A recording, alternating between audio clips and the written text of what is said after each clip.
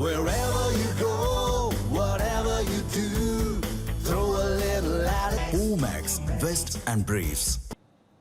போர் நிறுத்தம் தொடர்பாக அமெரிக்காவுடன் எந்தவிதமான பேச்சும் நடத்தப் போவது இல்லை என ஈரானின் இடைக்கால உச்சத்தலைவர் அதேதுல்லா அராஃபி தெரிவித்துள்ளார். மேற்கு ஆசிய நாடான ஈரான் மீது அந்த பிராந்தியத்தில் உள்ள இஸ்ரேல் அமெரிக்காவுடன் கூட்டு சேர்ந்து தாக்குதல் நடத்தி வருகிறது. ஈரானும் பதிலுக்கு தாக்குதல் நடத்தி வருகிறது. அமெரிக்க இஸ்ரேல் நடத்திய தாக்குதல் காரணமாக ஈரானில் இதுவரை 500க்கும் மேற்பட்டோர் உயிரிழந்துள்ளதாக ரெட் கிரசன்ட் அமைப்பு தெரிவித்துள்ளது.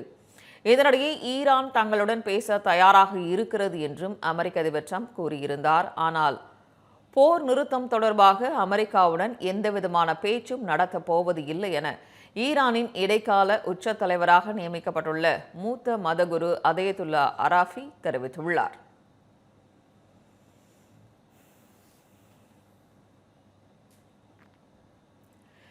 இந்நிலையில் கமேனியின் மரணத்திற்கு பழிவாங்கும் விதமாக அமெரிக்க தளங்களை தாக்கி வரும் ஈரானுக்கு அதிபர் ட்ரம்ப் எச்சரிக்கை விடுத்துள்ளார். பழிவாங்கும் நடவடிக்கையை விடுத்து ஈரான் ராணுவம், புரட்சிகர காவல்படை மற்றும் போலீசார் ஆயுதங்களை கீழே போட்டுவிட்டு சரணடைய வேண்டும் என்றும் அவர் அறிவுறுத்தியுள்ளார். போரை நிறுத்த மறுத்தால் மரணத்தை சந்திக்க தயாராகுங்கள் என்றும் அமெரிக்க அதிபர் ட்ரம்ப் எச்சரித்துள்ளார். இது போன்ற சுவாரஸ்யமான புது தகவல்களை தெரிஞ்சுக்க தமிழ் ஜனம் சேனலை உடனே சப்ஸ்கிரைப் பண்ணிக்கோங்க.